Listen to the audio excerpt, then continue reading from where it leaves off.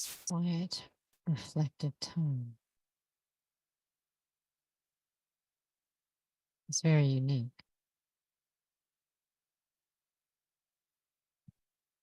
It's not just about having a peaceful moment.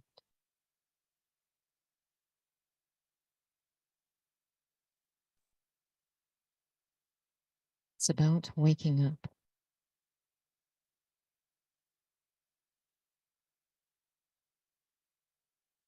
recognizing who I really am. A memory deep within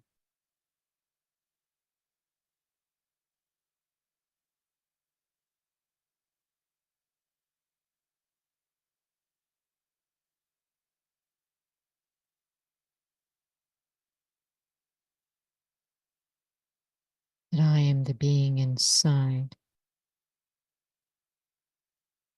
the being of consciousness. I am a soul. I have always been a soul. Whilst being in the physical, as distinct as I am, through time, becoming so familiar with everything around me, with this body. I forget myself. I forget the experience. I forget the identity of me. From a spiritual awareness, spiritual consciousness,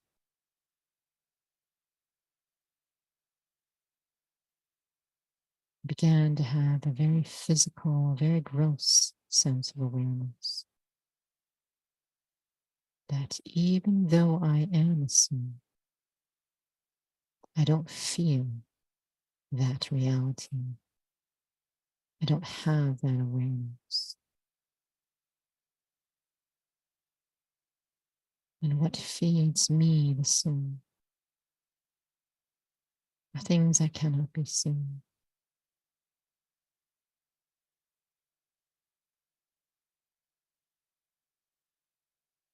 The peacelessness that we feel today, that all souls feel, because of not being able to experience me, the being,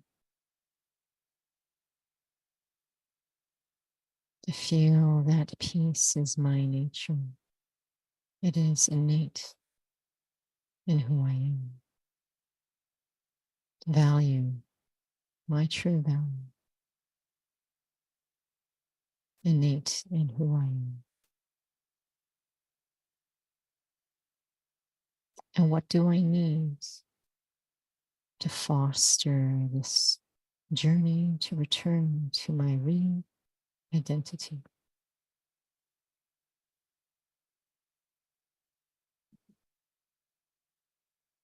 And what do I need to take care of that keeps me far from my real self?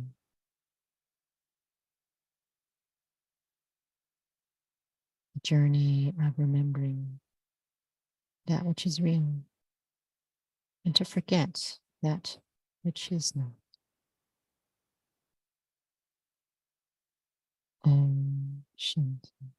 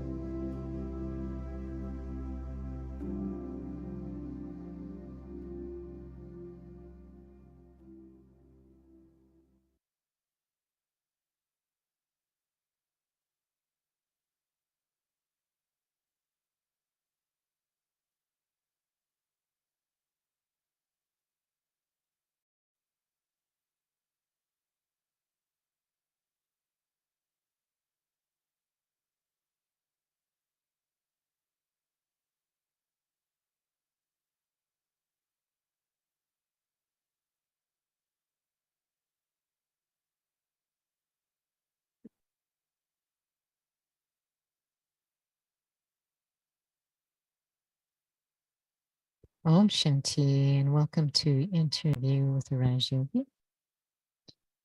The topic for this evening is the journey to become spiritual again.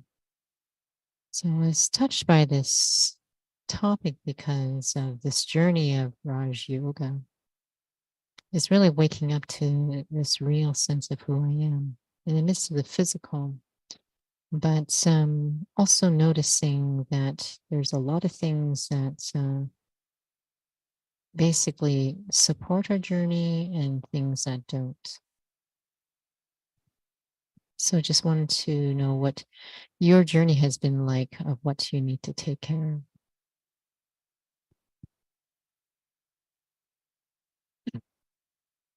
One thing I was noticing, thinking about today,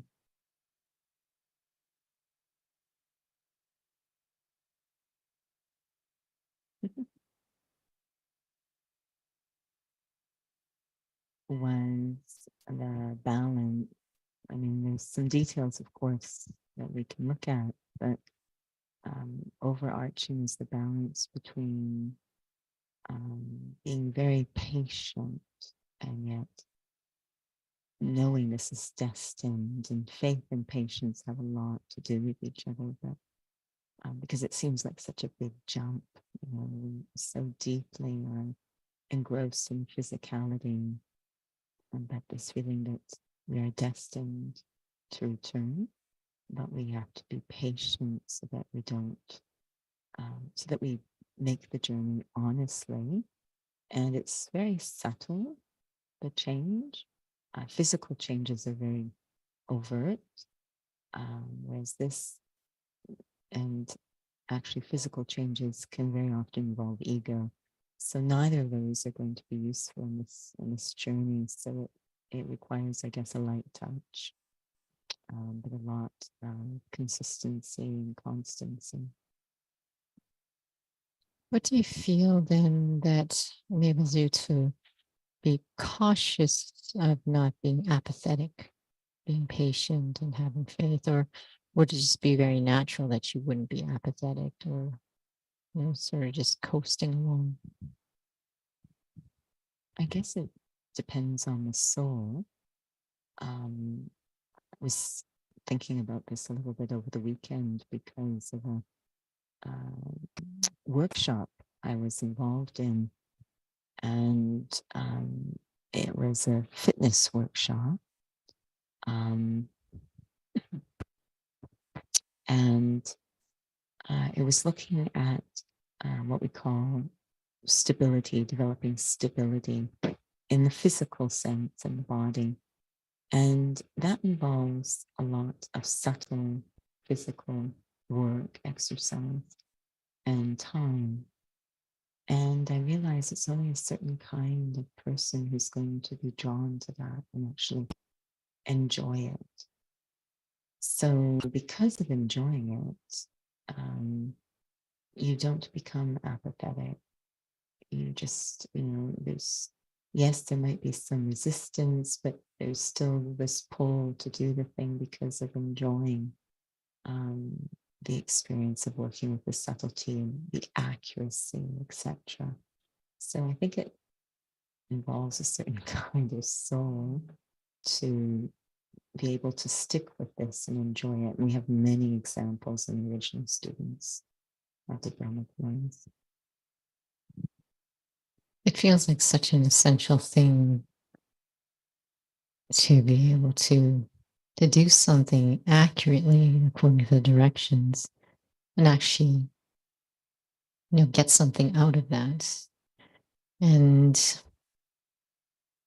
I suppose if that's not happening, then you will have to resort to other things.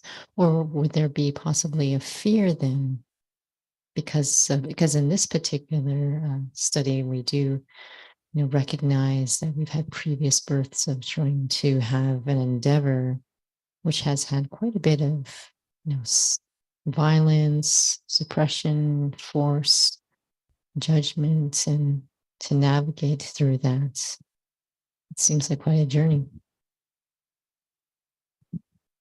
Yeah, I think we've spoken about this before, this idea of timing, that a key element that we saw in the first student that was very useful for them was disinterest. So even though they had spent a lot of time on the path you've spoken about and really invested a lot in that particular method or approach to living life, there came a point when suddenly within them there was disinterest.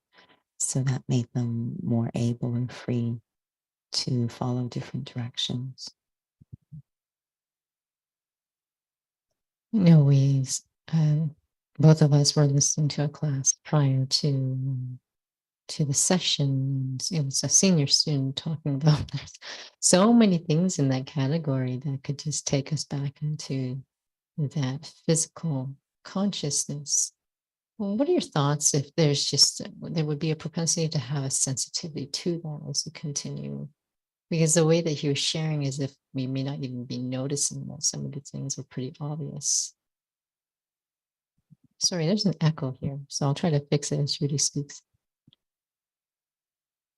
Yeah, I guess again, it's back to the patience that immediately, initially, we may be missing a lot and may not be aware, but as we move along, if we're actually progressing in the study, there's different signs we're progressing, and stability and lightness are key, but we might become more and more sensitive to those subtleties.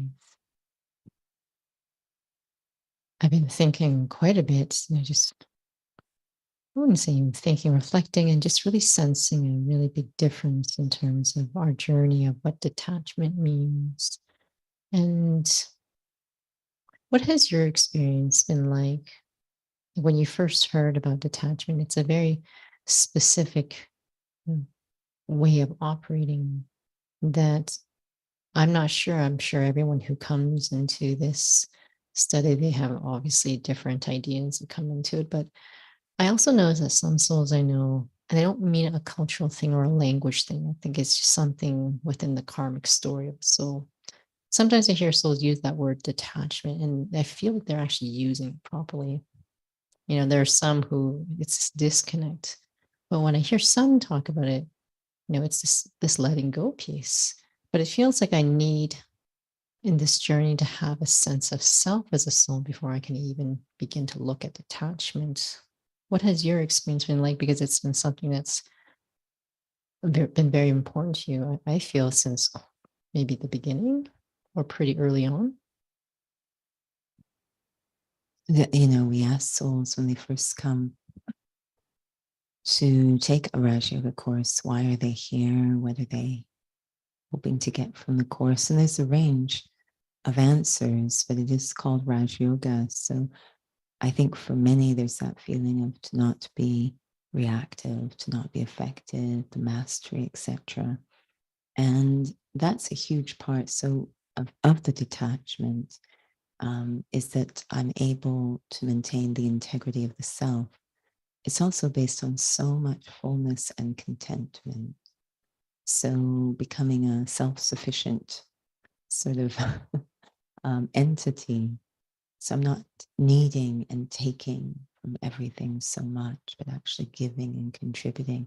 So suddenly detachment starts to have a very, very different feeling. And some like the word unconditional, or some like the word free or liberated, which perhaps have a nicer fragrance in our language, but they're all describing detachment, that the soul is completely full and content. And they're able to move through the world that way, intact and able to contribute to what's going on. So it's actually an incredibly beautiful state. So I think it's sometimes you say to someone, okay, they say, I don't like detachment. And you ask them, okay, then, feel this. And then you tell me how you would describe it. And the odds are pretty high that they're going to come to the word detachment. So we want the feeling behind it, so definitely. Is it possible then to ask a soul who just starts taking the course? Is it that do you feel there's different levels of detachment, how deep you go? Like just watching the mind, you can still be body conscious and watch your mind. It does have to do with every soul's journey back to spirituality is going to look different because of their starting point and their experiences with these words. Today, I was have a conversation with a soul about the word sin. There's many words we have that have developed certain connotations, and it's unique to each soul. So this word might disturb that soul and not another soul. So it's clearly not the word, it's the story of the soul and their experience with around what that word means. But these are all connected to a benevolent state, something that we actually state, which contains everything we've been looking for, that peace and happiness. So really kind of, it's not that I need to change the words, but as I move along and experiment with what we call soul consciousness and silence, through that stage, I start to have different experiences of the word that aren't so much colored by the past.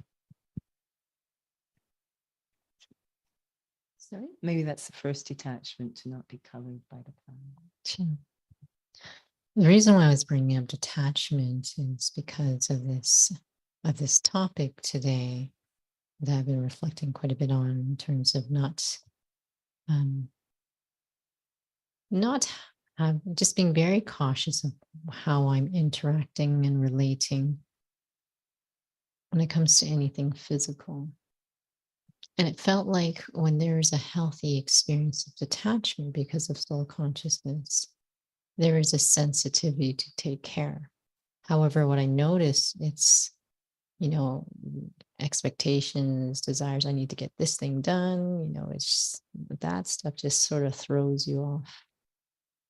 And you completely seem to forget what really matters. And then when you pause, like, it's so easy to get absorbed, and then you really kind of in that moment forget. I always enjoy Raj Yoga for focusing on if you will, what is positive as opposed to negative. So, for example, it's not, we're talking light and dark. It's not the guy I'm going to fight against the darkness. I'm simply going to turn on the light, and then the darkness will automatically be addressed. And so, what we focus on, rather than, okay, I'm not supposed to get consumed with what I'm doing and battling against that darned attachment and everything, but rather spending the time really filling up, filling up, filling up, which is the foundation of detachment, filling up so much through our connection, silence, supreme soul, filling up, so that I'm so full. If someone's really full, full, full, full, and I've had this experience, and maybe you have as well, or those listening might have, you're really full, and then someone puts a buffet in front of you, and you like just can't eat any of it. You're not fighting against the urge to throw yourself on that table, but it's just, I'm too full to put anything in there. So if I'm really that content, that full, that well being, then I can easily be interacting with actions and people and not taking. I'm just too full. So rather than focus on battling, it's, this state of detachment is like fill up, fill up, fill up, and then you'll be free. Do you find that you have to maximize on the seated times, or that it's possible to be, because ultimately it is desires, right? And it's true, because there wasn't any fighting today, but I was like, oh, look, I forgot again. It's like, oh, and just a bit entertained of seeing, like, absorbed in something you really actually don't particularly have interest in, um, given just the beautiful attainments of being in the study. Definitely, I think the early morning hours, the foundation of the day, is really critical. Um, Obviously during the day, we want some mechanism to remember. Everyone knows their own situation of their life and what they need to do to sustain that connection. But I do find the foundation of the day is really important. I was remembering while you were sharing about Brahma Baba, there is no one can compare to the level of just reality he was going through, and also the introversion he was experiencing. But it's lovely when you hear him speak that he even shares, like, I'm just, just having a meal, and I'm, you know, learning to experience on the soul and remembering I'm the child of supreme soul. And then next second, I forget. And then you just, I really appreciate his honesty, but perhaps maybe even his gauge of what it means to stay in that spiritual awareness. But it's amazing that even for him, that's the forgetting piece. But I'm just wondering about this whole just one drop at a time, just accumulating. And a part of what you were sharing, I need to have that patience and faith that every drop does count. Yeah, whenever that's been shared about Brahma Baba, it's not that I doubt what is being said, but when I listen to others talk about observing Brahma Baba eat a meal, they will say he looks absorbed throughout the entire meal. So that then makes me wonder about the quality, his standard of quality. And we had a word this morning that really stayed with me from the lesson. The word is Yogi. It wasn't just, remember your soul and remember the supreme soul, but be yog. Um, that's very different. I could be doing push-ups, and I could maybe put out 10 of them. So I've done 10 push-ups, but only one of them was at the quality that I would be comfortable saying was a push-up. The rest appeared to be that way, but they weren't of that accuracy. And that's what yogic means, to be accurately connected in the accurate experience. And I really appreciate that Brahma Baba, because he, in the type of soul he was, again, it's going to be different for everyone. But the type of soul he was, this has been on my mind a lot because being in this workshop, I just have found over and over, it's a very small percentage of people in a fitness studio who are interested in alignment and accuracy. And it's not that it's bad for others, it's just seems it's the variety. So Brahma Baba had a very high level sensitivity to spiritual accuracy, which he only um, directed to himself. He was very aware. Talk about detached. And detached in that sense meant respect. He respected that every soul was different and what was fulfilling to every soul was different. But what would be fulfilling to him? And he had a really high standard of quality of effort, accuracy. So someone watching said, no, he's remembering through the entire meal. But his own report was, I started with such a highly accurate connection, and then it changed. That accurate connection, it wasn't as powerful as I continue the meal. I don't feel it meant he necessarily forgot, but you feel he had such a standard of effort. And there's something he had shared at another time when he said, I feel so enthusiastic and so touched now. I'm going to become that perfect being again. Deities, we often use that quality of being, but he says, but the amount of time I'm able to remember that I'm a soul, this subtle, invisible being, child of the Supreme Soul, is very little. I really appreciate, again, just like when he said that, really touched me again. He was feeling that those are still two different things in terms of what's going to help him transform back to this topic of becoming spiritual again. And so I guess I was thinking about all these things in terms of being, just being attentive and being careful of what will make me more physical, make me more, back to my real sense of self.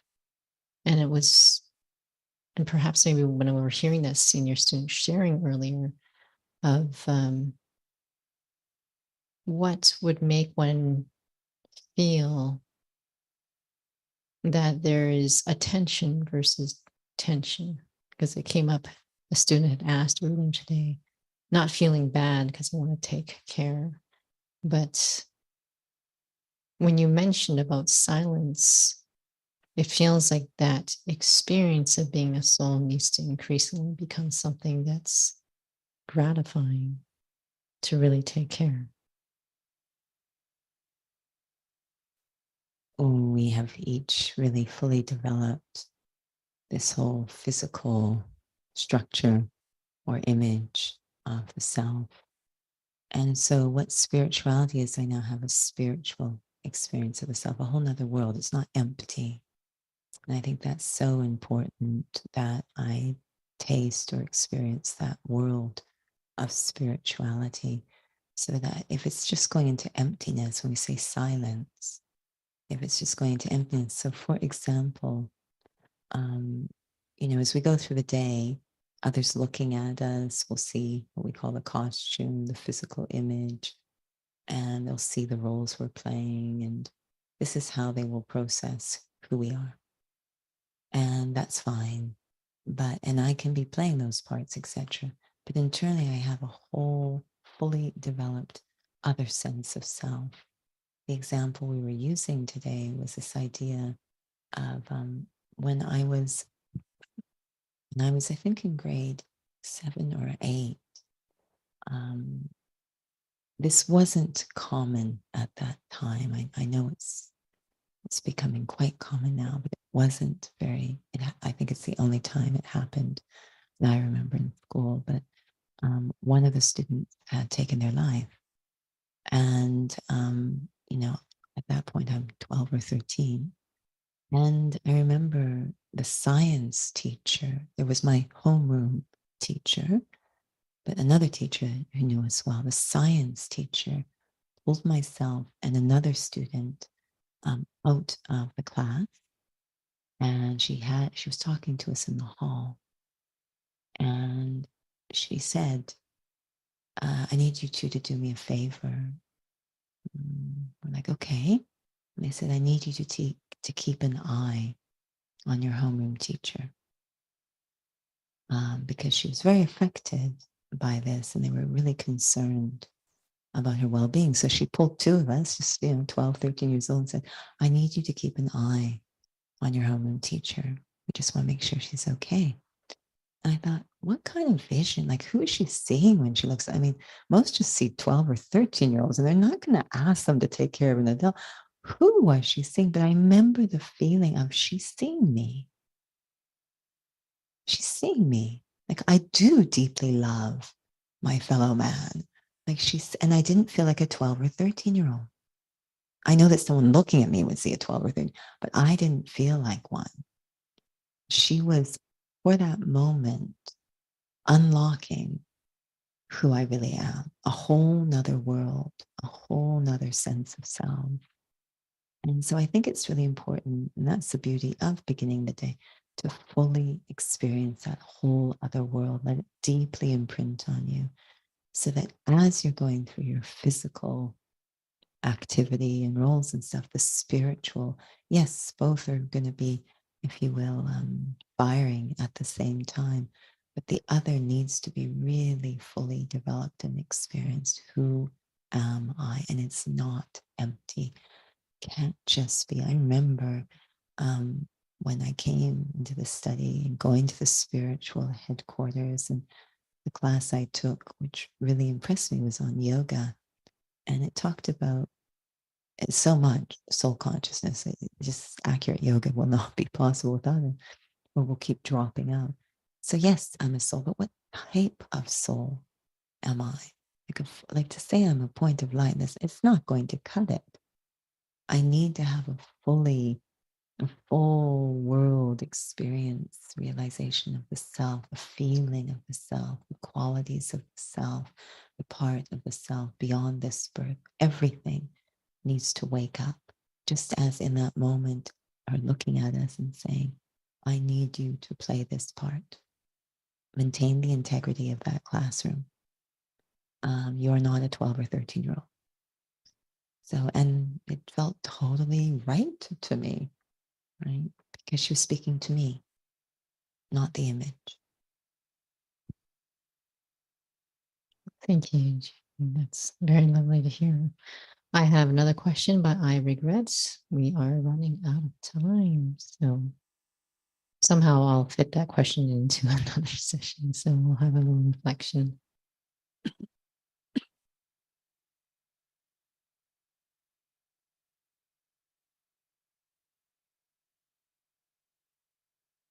It is quite a wonder what happens to every single human soul. My journey through time begins in a fully realized state.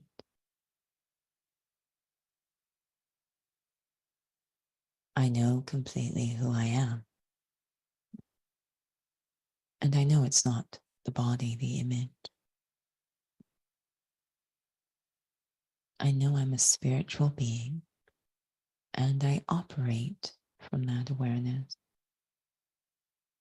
Very peaceful, very full, content, very light, very powerful, benevolent.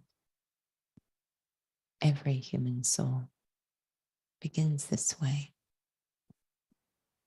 And then the wonder of experiencing other ways of operating in this physical realm.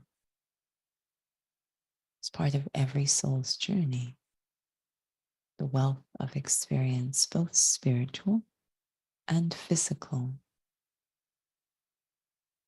I start to forget myself, disconnect from those innate capacities, It's all perfect in my story through time, but eventually I have to return to my true state. At my own perfect time, I begin to be pulled, maybe not quite knowing what to do or where to go, but it is destined to happen, moving back from physical to spiritual, from matter to light. Om Shanti.